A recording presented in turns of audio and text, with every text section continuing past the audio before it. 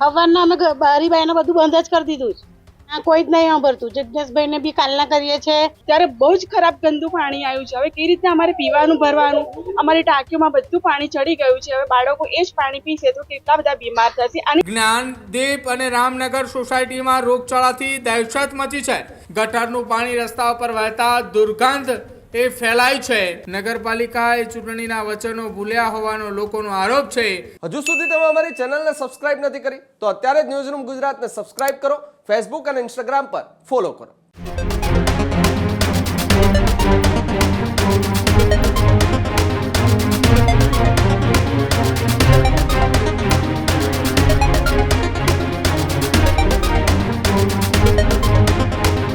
સમાચારો આગળ ફરી એક વખત છોટાઉદેપુરથી સામે આવી રહ્યા છે કે જ્યાં છોટાઉદેપુરના બોડેલીની અંદર ગંદા પાણીથી લોકોએ પરેશાન જોવા મળી રહ્યા છે.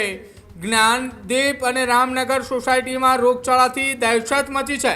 ડ્રેનેજ લાઇનનું પીવામાં પાણીની અંદર ભરાઈ આવતા લોકોને મોટી હાલાકી પડી રહી છે. છેલ્લા 3 દિવસથી રસ્તા પર એ પાણી વહી રહ્યું છે. ગટરનું પાણી રસ્તા પર વહેતા દુર્ગંધ એ ફેલાય છે. દુર્ગંધયુક્ત પાણી એ નળમાં આવતા લોકોમાં પણ ભારે રોષ છે. મહિલાઓએ બોટલમાં ભરેલા ગંદા પાણીના નમૂનાઓ એ બતાવ્યા. કોર્પોરેટરને રજૂઆત કરી છતાં સમસ્યાનો ઉકેલ ન આવ્યો. ગંદા પાણીના કારણે લોકોને ખરીદીનું પાણી એ વાપરવાની ફરજ પડી છે. નગરપાલિકાએ ચૂંટણીના વચનો ભૂલ્યા હોવાનો લોકોનો આરોપ છે. વારંવાર ગંદુ પાણી સપ્લાય થવાથી આરોગ્યમાં ચિંતાનો વધારો થયો છે. સમસ્યાનો કાયમી ઉકેલ લાવવા માટે સ્થાનિકોએ માંગ ઉઠાવી છે.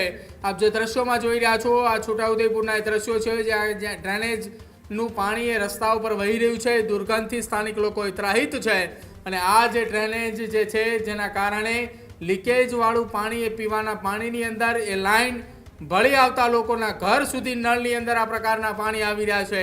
કોર્પોરેટરોને રજૂઆત કરી તેમ છતાંય એ ચૂંટાયેલા પ્રતિનિધિ આ મામલે કોઈ કાર્યવાહી ન કરવા માંગતા હોય તે પ્રકારની વાત.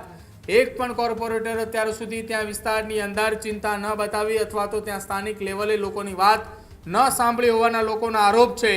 જો કે આ ગંદા અને પાણી આવવાના કારણે સ્થાનિક લોકોએ પીવા અને વપરાશ માટે બહારથી પાણી ખરીદીને લાવવા માટે મજબૂર બન્યા હોવાના આરોપ અત્યારે લગાવવામાં આવી રહ્યા છે.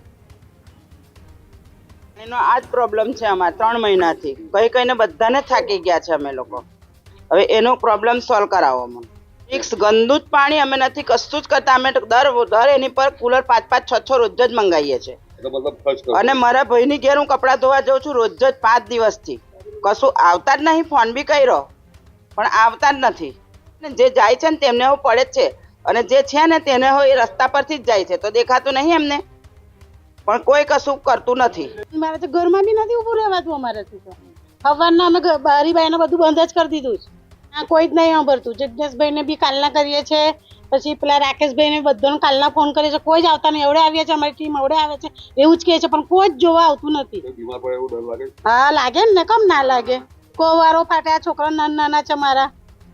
પીવાના પાણી માટે અમે બહારનું લઈએ છીએ. આરોનું પાણી વેચાતું મંગાવીએ છીએ. હા થાય છે ને. તો પાણી પડ્યું એટલે ગટર ઉભરાવાની ચાલુ થઈ ગઈ છે. હવે અમારાને શું કે પરમ દિવસે વરસાદ પડ્યો ત્યારની આ જ પ્રોબ્લેમ છે. સેજ પણ પાણી સુકાયું નથી. અને આજે તો સવારમાં એટલી બધી પાણીની બદબુ આવી છે. જ્યારે પાણી કોર્પોરેશનનું આવ્યું ત્યારે બહુ જ ખરાબ ગંદુ પાણી આવ્યું છે. હવે કેવી રીતે અમારે પીવાનું ભરવાનું, અમારી ટાંકીઓમાં બધું પાણી ચડી ગયું છે. હવે બાળકો એ જ પાણી પીશે તો કેટલા બધા બીમાર થશે. આની જવાબદારી કોણ લેવા માંગે છે તે પહેલા અમને કહ્યું. હા ફોન કર્યા ને. આ હું ટ્રેના બેને બી ફોન કર્યા અને આવતા જતા શું નથી દેખતા. એમનો રસ્તો જ આવ્યો છે. જ્ઞાનદીપ વાળાનો રસ્તો જ આ છે. એ ખબર નહીં પડતી એમને કે આટલું બધું પાણી ક્યાંથી નીકળે છે.